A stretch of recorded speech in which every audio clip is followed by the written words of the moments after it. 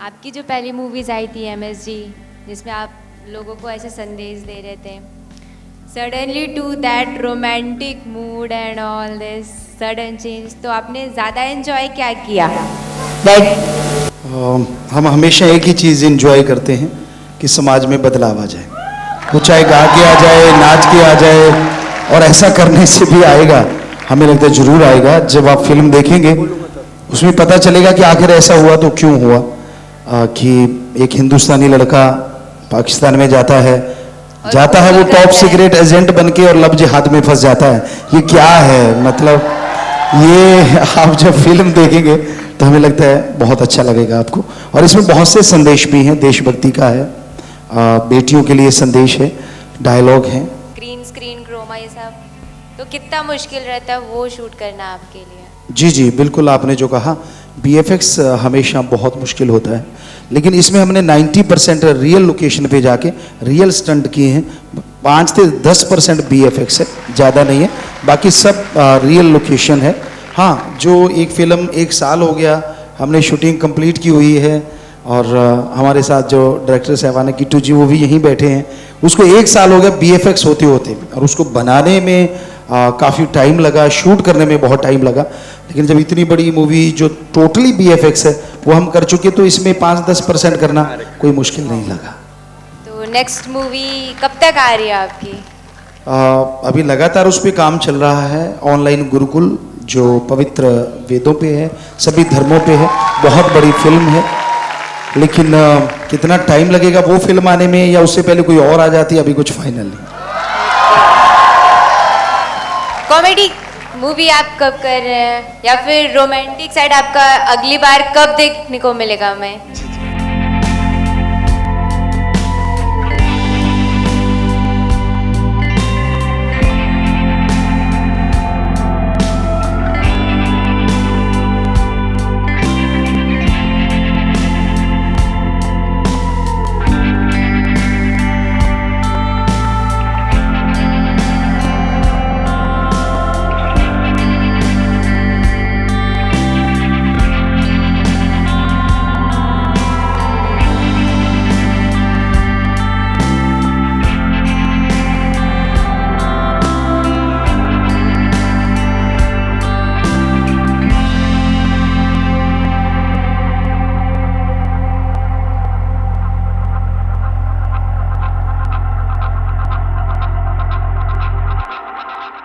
बाबा जी, यही सब्जेक्ट आपने क्यों चुना? आपने यही सब्जेक्ट क्यों चुना? असल में लायन हार्ट 1 का हम प्रमोशन कर रहे थे, यहाँ मुंबई में प्रमोशन किया, चैनलों पे मीडिया के पास गए, और उस दरमियान उरी अटैक हो चुका था। हर कोई पत्रकार हमसे यही पूछ रहा था, गुरुजी आपकी निगाह में क्या है कि कैसे रोका जाए? तो हमने तब 3 बातें बोली थी कि अगर इस देश को आतंकवादी देश घोषित किया जाता है तो लोग अपने नागरिकों को अपने आप ही कंट्रोल करेंगे। दूसरा, हमारा जो सीमा रेखाएं हैं उनको इतने दृढ़ तरीके से बंद कर दिया जाए कि पक्षी भी फड़फड़ा ना सके। और तीसरा है कि अगर अचानक आके वो लोग हमला कर सकते हैं तो हम छापेमारी युद्ध क्यों नहीं कर सकते। तो अभी मुंबई से हम गए थे, दिल्ली में कुछ चैनलों पे कर रहे थे, तो ये सर्जिकल स्ट्राइक हो गया, और उसके बाद हम एक चैनल पे गए, और वहाँ के एक पत्रकार सज्जन थे सुधीर चौधरी, तो उन्होंने हमसे कहा, गुरुजी फिल्में आपकी बहुत अच्छी हैं, बहुत मैसेज मिल रहा है, पूरा समाज बदल रहा है, क्यों ना एक देशभक्ति की फिल्म सर्जिकल स्ट्राइक पे ले आओ, आप 1 महीने में बना देंगे, बाकियों के 1.5 साल का काम है।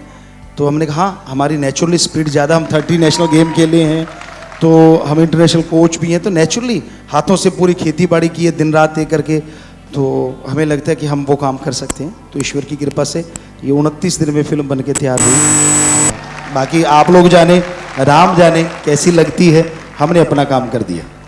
बाबा जी, ऐसा कोई इंडस्ट्री में व्यक्ति है जिसे आप चाहते हो कि मैं डायरेक्शन करूं? आप डायरेक्टर हो, एक्टर हो, कोई हो इंडस्ट्री का, कोई ऐसा है? सभी लोग हमारे लिए बहुत अच्छे हैं, सभी इतना अच्छा कार्य कर रहे हैं, हर हीरो हीरोइन, हर कोई डायरेक्टर, एक्शन डायरेक्टर, हर कोई बहुत बढ़िया काम करता है। पर अगर कंपनी हमें कहती है किसी के साथ, हकीकत एंटरटेनमेंट कंपनी, कि किसी के साथ आप मिलके फिल्म कीजिए, तो हम बिल्कुल हर समय हर पल तैयार हैं समाज को बदलने के लिए, किसी के साथ भी काम करने को मिल जाए। सब्जेक्ट यही कुछ रहेंगे या कुछ अलग होंगे? बस नग्नता नहीं होगी, अश्लीलता नहीं होगी, नशा नहीं होगा कि हीरो या कोई हीरोइन नशा कर रही हो, ऐसी चीज़ें नहीं होगी। समाज को बदलने के लिए कुछ ना कुछ संदेश होंगे तो हम किसी की भी फिल्म करने को तैयार हैं। लेकिन बाबा आजकल ये कहा जा रहा है कि एक गाने फिल्मों में आइटम सॉन्ग ना हो तो फिल्में हिट नहीं होती। आपको एक रोचक बात बताते हैं, यहाँ जितने सज्जन बैठे वो भी एग्री करेंगे। दाढ़ी है, हीरो की दाढ़ी नहीं होती। क्या आज भी आप कहते हैं हीरो की दाढ़ी नहीं होती? उस दिन के बाद हीरो छोड़िए, क्रिकेटर भी दाढ़ी रखने लग गए हैं। हमने कहा था बेटा एक बार फिल्म आ जाने दो, बाद में पूछेंगे आपसे, और आज हम पूछ रहे हैं। तो दाढ़ी एक फैशन बन गया है। और फिर हमने कढ़ाई वाले कपड़े पहने थे, इसमें भी थोड़ी सी है एक साइड में, शायद इस साइड में। तो लोगों ने कहा गुरुजी ये गलत बात है, ये नहीं पहनना चाहिए। तो आज जितने भी आपके फंक्शन होते हैं, क्या इसमें ये नहीं होता?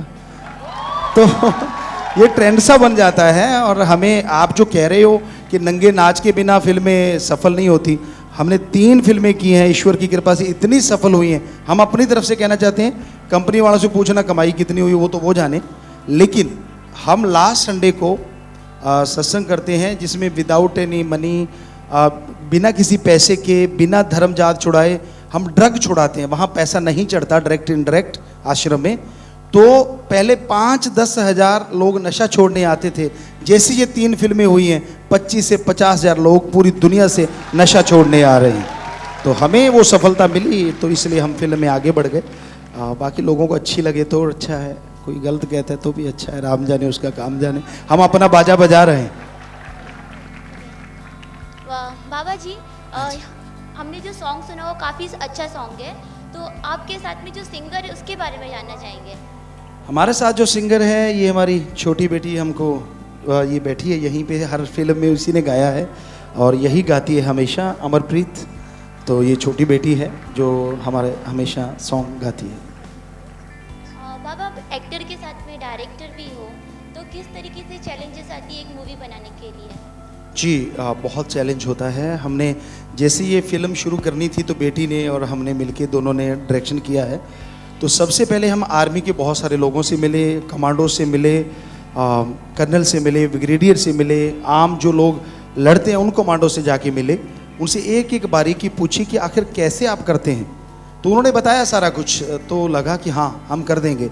उसकी वजह थी कि हम 30 नेशनल गेम खेले हैं, आज भी गेम खेलते हैं हम सारे, और दूसरा था हम गन शूटर हैं नेशनल लेवल के। तो हमें लगा कि ये भी आसान होगा हमारे लिए करना। तो बाकी रही लोकेशन की बात, तो आश्रम है हमारा हिमाचल में, हम वहाँ वैसे ही गए हुए थे कि चलो वहाँ जाके कुछ देखते मिलते हैं आर्मी से। तो जब जाके देखा तो लोकेशन बिल्कुल सेम थी जो जम्मू कश्मीर की लोकेशन या उस एरिया उरी साइड की लोकेशन थी। तो बस फिर उसके बाद हम लग गए और ईश्वर ने काफ़ी रहमत की है, कृपा की है कि फिल्म बनी 29 दिन में। बाकी आप लोग बताएंगे कैसी है। बाबा, अगर आप प्लीज़ 2 लाइन सुना दें हमें सॉन्ग का। जी। ये जाना तुझे पाके रब पा लिया, तुझे पाके ये जाना तुझे पाके रब पा लिया, तुझे पाके लम्हा जो गुजरा तेरे साथ क्या बताऊं, तेरा इश्क ऐसी चीज छुपा ना चाहूं छुपा ना पाऊं, ये माना तुझे पाके रब पा लिया, तुझे पाके। जी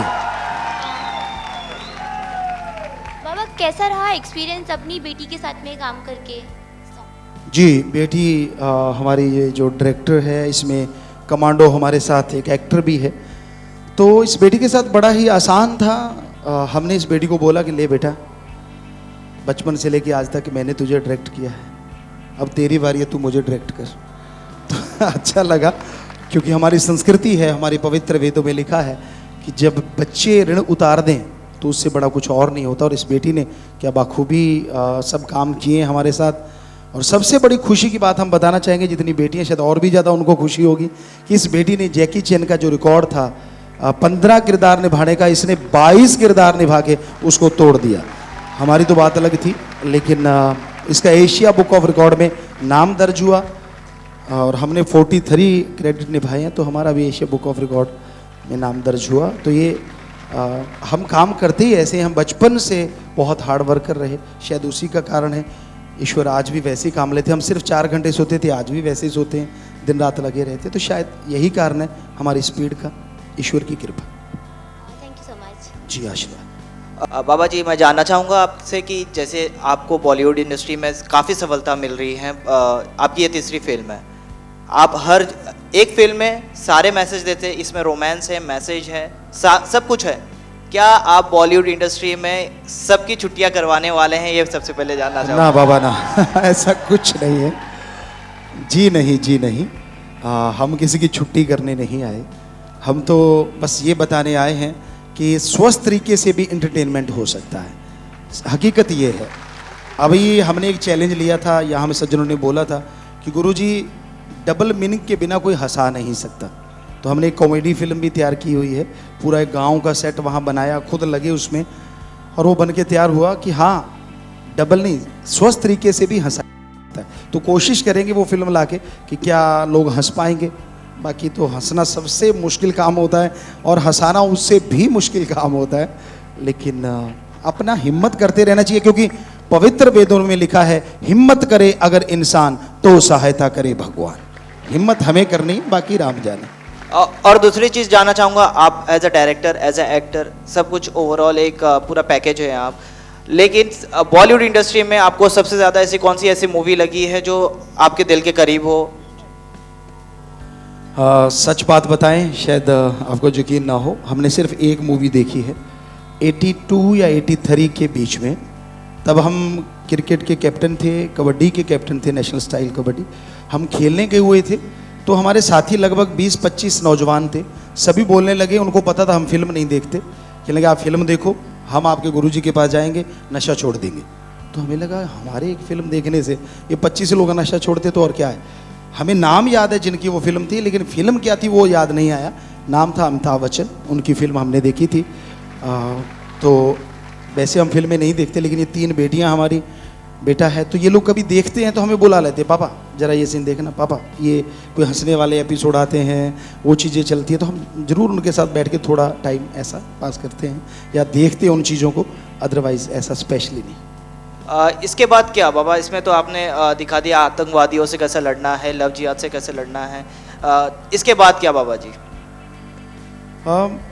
यहाँ मुंबई में आए थे, काफ़ी अच्छे यहाँ डायरेक्टर हीरो हमसे मिले थे, जैसे अनिल जी हैं, ऋतिक हैं, और काफ़ी लोग मिले थे, तो महेश भट्ट हैं, काफ़ी लोग बैठे थे हम। तो बात चली कि ये जो अवतार मूवी आई, हमें उन्होंने एक झलक दिखाई इंग्लिश की कि गुरुजी ये फिल्म बहुत ज़बरदस्त चली है।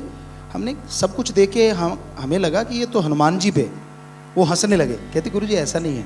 हमने कहा आप चेक कर लो, तो उन्होंने वहीं से, उनकी जानकारी थी, किशोर जी थे, तो उन्होंने फ़ोन किया, पता चला कि उस डायरेक्टर ने पहले हनुमान चालीसा पढ़ा और उस पर रिसर्च किया हुआ है, फिर वो फिल्म बनी।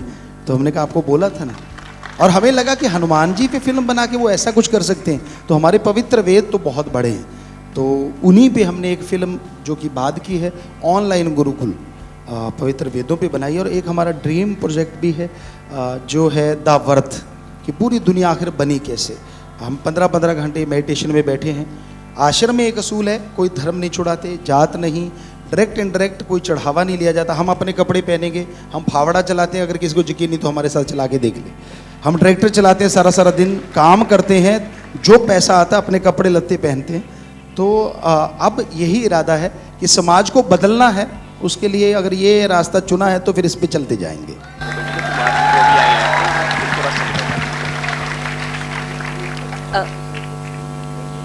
गुरुजी, प्लेबैक सिंगिंग जो आपने किया है ये मूवी में, तो किसी और फिल्म के लिए आप प्लेबैक सिंगिंग करना चाहेंगे?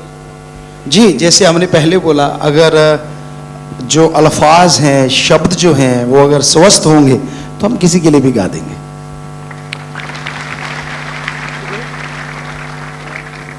जैसे फर्स्ट सॉन्ग आपका रिलीज हुआ जंग है हमरी आतंकवाद से, तो तभी एक माहौल बन गया था कि ये एक फिल्म है जो टेररिज्म पे है, सर्जिकल स्ट्राइक्स पे है। और फिर एक मैसेज आया कि ये 29 डेज़ में आपने पूरा मूवी शूट करके फिनिश किया है। बट जैसे जैसे एक एक सॉन्ग्स और आते गए, पता चलता गया कि एक अलग ही स्केल है, 90% रियल लोकेशंस है।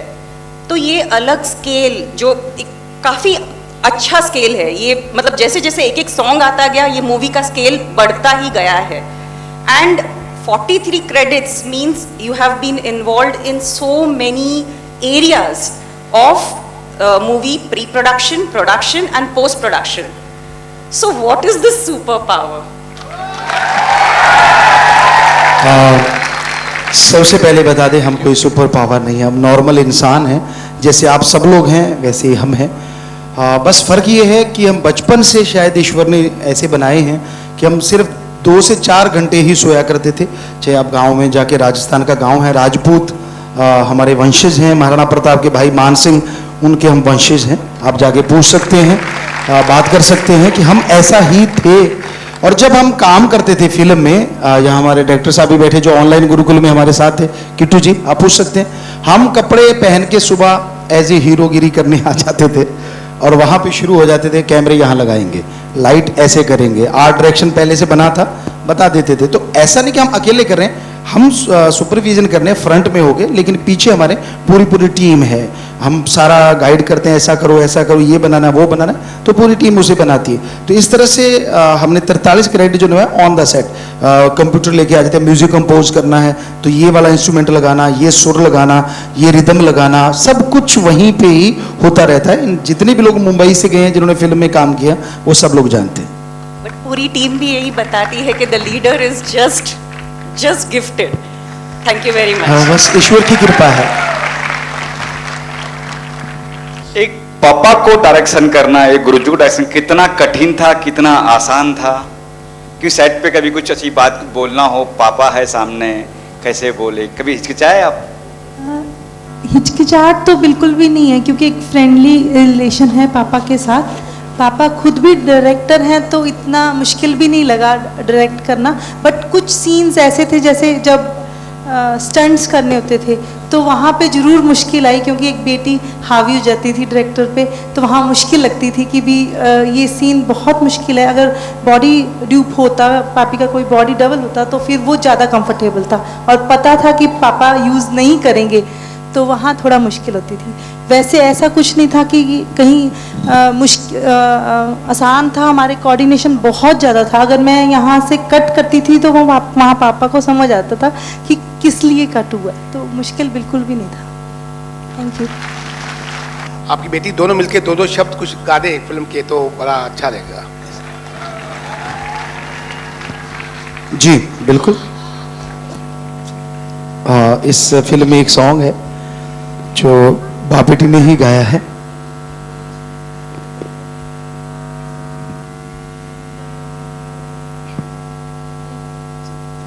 जी तो एक एक करके गा देते क्योंकि वो ड्यूट सॉन्ग है। तूने तिरछी आंखों से देखा तो, तूने तिरछी आंखों से देखा तो मेरा सिस्टम हिल गया, मेरा सिस्टम हिल गया। तूने तिरछी आंखों से देखा तो, तूने तिरछी आंखों से देखा तो मेरा सिस्टम हिल गया, मेरा सिस्टम हिल गया। Thank you. वाह सर वाह। गुरुजी एक डायलॉग भी एक बार सुना दिए वापिस, जो आपने है पाकिस्तान के, जो आपने बोला है डायलॉग वो वापिस सुनाए सर प्लीज। जी अभी जो डायलॉग आता है, कई डायलॉग हैं इसमें, पर एक है आपको सुनाते।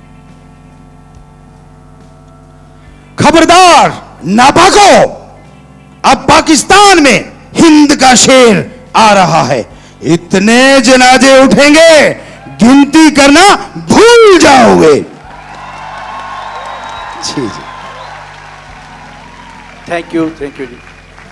गुरुजी आपका एक डायलॉग कहूँ या कुछ मर्जी कहूँ, वो सबसे ज्यादा फेमस है। वो सुनना चाहते हैं आपसे, यहां से एक सुनना चाहते हैं कि नहीं सुनना चाहते? आप डायलॉग की बात करते हो, हम फिल्म दिखाने की बात कर रहे हैं। जी जी। तो एक बार पूछूं कि आपको कबूल है? आपका जो प्यार है इंसानियत के लिए, आप 3 लाख लोग आप जो ब्लड डोनेट करते हो पूरी इंडियन आर्मी को, तो ऐसा जज्बा हमें कबूल है। आप जो मरने के बाद बॉडी डोनेट करते हो, जिसका एक वर्ल्ड रिकॉर्ड है, पूरी रिसर्च होती है पूरी साइंस के लिए, उसके लिए आपकी वो निस्वार्थ सेवा हमें कबूल है। और आप आई डोनेट करते हो, इस तरह 128 कार्य आप लोग करते हो। सब लोग मिलके सबसे दुनिया में सबसे ज़्यादा पेड़ लगाने वाले 5 करोड़ समथिंग आप लोगों ने जो पेड़ लगाए हैं, हमें तो क्या उस भगवान को कबूल है।